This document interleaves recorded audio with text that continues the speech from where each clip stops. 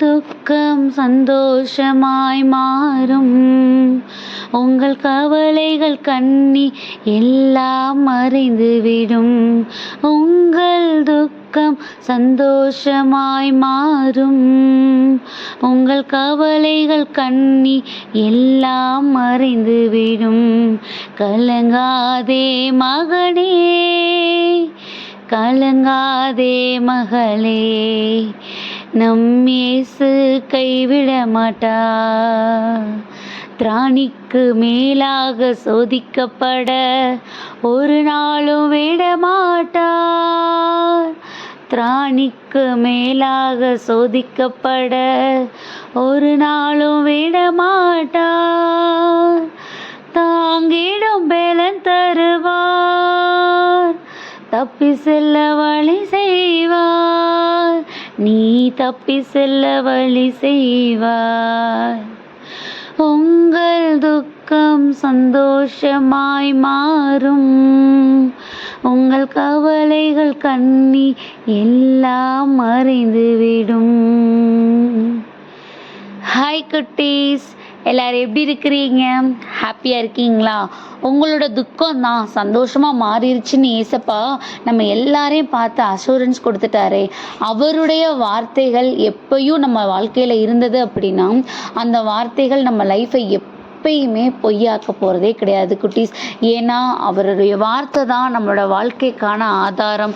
அவர் இன்னைக்கு அந்த வார்த்தையால் தான் நம்மளை திடப்படுத்துகிறாரு.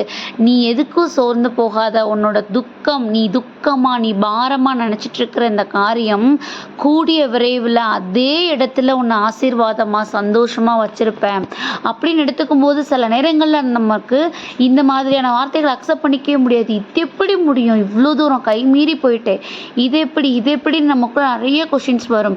ஆனால் நம்மளோட லைஃப்பில் நடக்கிற எல்லாத்துக்கும் ஆம் இல்லைன்னு சொல்கிறதுக்கான அதிகாரம் ஏசப்பாட்ட இருக்குது. அந்த உண்மையை நம்ம என்ன பண்ணக்கூடாது, மறந்துடவே கூடாது. ஏசப்பா நமக்கு ஃப்ரெண்டு தான், நமக்கு டேடி தான், நமக்கு அம்மா தான், நமக்கு எல்லாமே தான், நம்மளோட ஆலோசனை எல்லாமே தான் அப்படின்னு நினச்ச உடனே அவர் நம்மளை போல மனிதர் அப்படிங்கிறத நினச்சிடக்கூடாது. அவர் நமக்கெல்லாம் மேலே இருந்து நம்மளோட இருதயத்தை ஆளுகை செய்கிற ஒரு ஆதாரமாக நம்ம லைஃப்பில் இருக்கிறாங்க. நம்ம மனுஷங்க கிட்ட தேடி தேடி ஓடி போகிற விஷயங்கள் தான் சில நேரம் நமக்கு நடக்கலாம், நடக்காமல் இருக்கலாம், இல்லை அதனால பிரச்சனைகள் வரலாம், இல்லை தாமதமாகலாம்.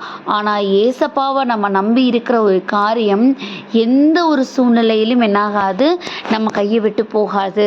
அது கையை விட்டு போகிற மாதிரி தெரிஞ்சால் கூட அதுக்குள்ளே ஏசப்பா 1000 வேலைகளை பண்ணி நம்மளை அந்த இடத்துல நம்ம ஆசைப்பட்டதுக்கு மேலே ஏசப்பா என்ன பண்ணுவாங்க, நிறைவாக வைப்பாங்க. ஸோ இந்த நாள்லையும் பார்த்தீங்க அப்படின்னா திராணிக்கு மேலாக சோதிக்கப்படுறதுக்கு ஏசப்பா ஒரு காலமும் நம்மளை விட போகிறது கிடையாது.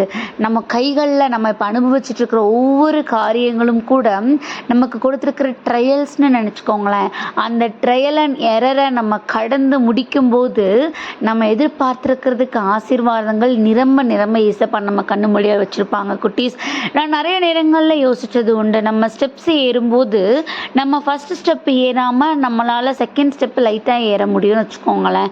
ஆனால் ஃபஸ்ட்டு ஸ்டெப்பும் செகண்ட் ஸ்டெப்பும் ஏறாமல் நம்மளால் தேர்ட் ஸ்டெப் போக முடியுமா?